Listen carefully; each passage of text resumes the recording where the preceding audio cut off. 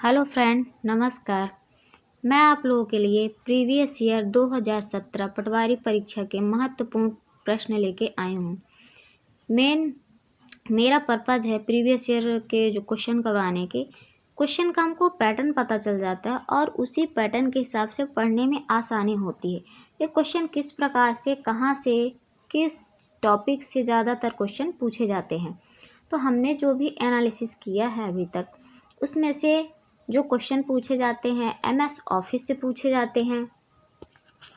MS office हो गया, आपका इंटरनेट से भी क्वेश्चन पूछे जाते हैं, नेटवर्किंग से क्वेश्चन पूछे जा रहे हैं और फंडामेंटल से भी क्वेश्चन पूछे जा रहे हैं।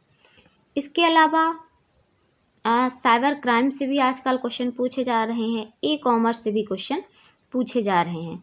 तो इन्हीं में से हमको पूरा डिटेल से पढ़ना है। जो भी क्वेश्चन मैं करवाऊंगी उनका मैं आप लोगों को पूरा एक्सप्लेनेशन करूंगी। जितने भी उसमें ऑप्शन रहेंगे उन सभी ऑप्शन के बारे में बताऊंगी।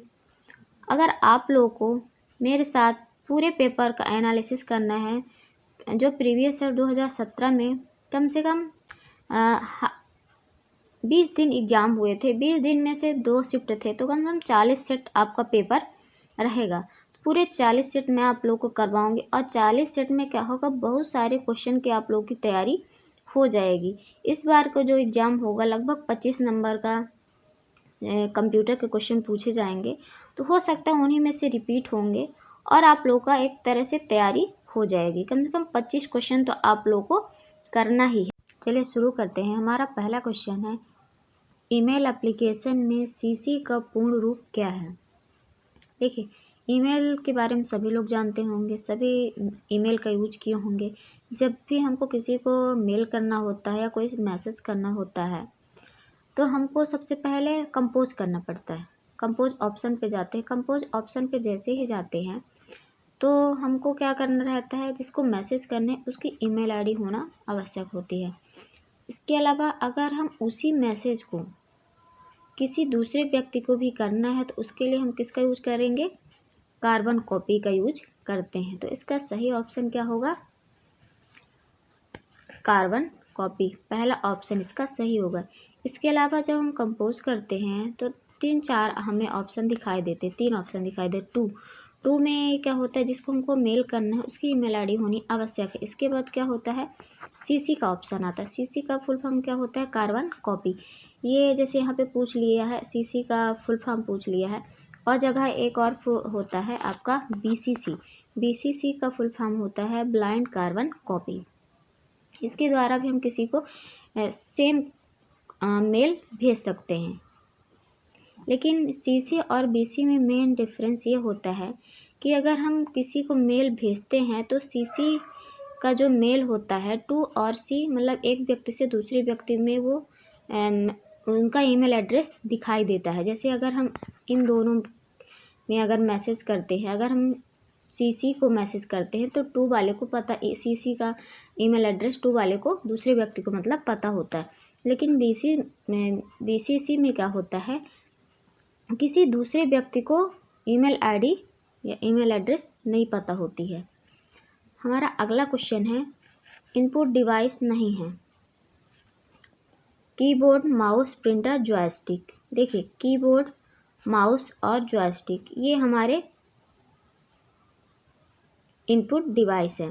लेकिन हमारा जो प्रिंटर है, प्रिंटर हमारा आउटपुट डिवाइस है। इसलिए इसका सही आंसर क्या होगा, प्रिंटर। प्रिंटर आउटपुट डिवाइस है, इनपुट डिवाइस नहीं है। हमारा अगला क्वेश्चन है, गैंट चार्ट को इतनी आसानी से बनाया जा सकता है। गैंट चार्ट को हम किस में बना सकते हैं, MS Word 2007, MS Excel 2007, MS Access 2007, MS PowerPoint 2007। देखिए, चार्ट के द्वारा हम डाटा को रिप्रेजेंट कर सकते हैं। तो इसका यूज किस में किया जाता है, एमएस एक्सेल 2007 में यूज किया जाता है। हमारा अगला क्वेश्चन है, एक एक्सेल डॉक्यूमेंट जो फाइल के रूप में स्टोर होता है कहलाता है। इसका सही आंसर क्या होगा, वर्कशीट। अब देखिए, वर्कशीट क्या कहलाती है, हमारे एक्सेल में क्या होता है, रो और कॉलम्स होते हैं। जैसे ये हमारी रो हो गई और ये हमारे कॉलम्स हो गए। ये रो और कॉलम मिला के क्या बनाते हैं, सेल बनाते हैं। और यही सेल मिलकर क्या बनती है, एक वर्कशीट बनती है। तो हमारे एक्सेल डॉक्यूमेंट जो फाइल के रूप में स्टोर होता क्या कहलाता है, वर्कशीट कहलाता है।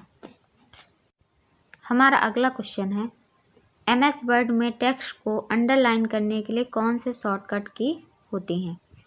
इसका सही आंसर होगा Ctrl+U होगा। देखिए Ctrl+C का यूज किसी भी टेक्स्ट को कॉपी करने के लिए होता है। Ctrl+U का यूज टेक्स्ट को अंडरलाइन करने के लिए होता है। Ctrl+I का यूज टेक्स्ट को इटैलिक के लिए होता है। और Ctrl+V का यूज टेक्स्ट को बोल्ड करने के लिए। हमारा अगला क्वेश्चन है, वह सॉफ्टवेयर जो यूजर को वेब पेज देखने की सुविधा देता है। इसका सही आंसर होगा इंटरनेट ब्राउज़र। देखिए जितने भी शॉर्टकट होंगे, क्योंकि शॉर्टकट से बहुत ज़्यादा क्वेश्चन पूछे जाते हैं, उस शॉर्टकट मैं आप लोगों को करवाऊंगी। हमारा अगला क्वेश्चन है, एक कंप्यूटर बूट नहीं हो सकता यदि उसमें उपस्थित नहीं है। इसके 4 ऑप्शन है, ऑपरेटिंग सिस्टम, लोडर, असेंबलर और कंपाइलर। इसका जो सही आंसर होगा ऑपरेटिंग सिस्टम होगा। देखिए अगर हमारे सिस्टम पे ऑपरेटिंग सिस्टम नहीं होगा तो हमारा कंप्यूटर सिस्टम स्टार्ट ही नहीं होगा, क्योंकि हमारा जो ऑपरेटिंग सिस्टम होता है पूरे सिस्टम को कंट्रोल करके रखता है, कंट्रोल करता है और मैनेज करके रखता है। इसके अलावा जो हमारा असेंबलर है, कंपाइलर है, ये हमारे ट्रांसलेटर हैं। हमारा अगला क्वेश्चन है, MS वर्ड डॉक्यूमेंट में मिनिमम कितने रो और कॉलम हो सकते हैं। इसका सही आंसर है 1 रो एंड 1 कॉलम। देखिए अगर हमको MS वर्ड में एक टेबल क्रिएट करनी होती है तो टेबल क्रिएट करने के लिए ऑप्शन होता है रो और कॉलम के लिए, कि हमको कितने रो और कॉलम इंसर्ट करना है। ज़रूरत के हिसाब से हम रो और कॉलम को इंसर्ट कर सकते हैं। तो मिनिमम कितने रो और कॉलम हो सकते हैं, 1 रो और 1 कॉलम।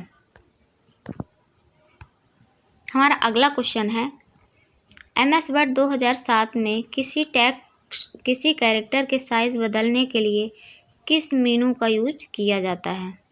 इसका सही आंसर होगा होम मेनू का यूज किया जाता है। किसी अगर कैरेक्टर का साइज बदलना है या फॉन्ट चेंज करना है तो इसके लिए हमारा होम मेनू ऑप्शन यूज किया जाता है। अगला क्वेश्चन है, CPU का भाग नहीं है। देखिए CPU के मेनली कौन कौन से भाग होते हैं। मेन CPU के 3 भाग होते हैं। पहला ALU होता है। ALU के भी 2 पार्ट होते हैं, एक होता है AU होता है, दूसरा LU होता है। एक होता है आपका CU होता है और आपका स्टोरेज यूनिट भी होता है, लेकिन हमारा प्रोग्राम यूनिट CPU का भाग नहीं होता है।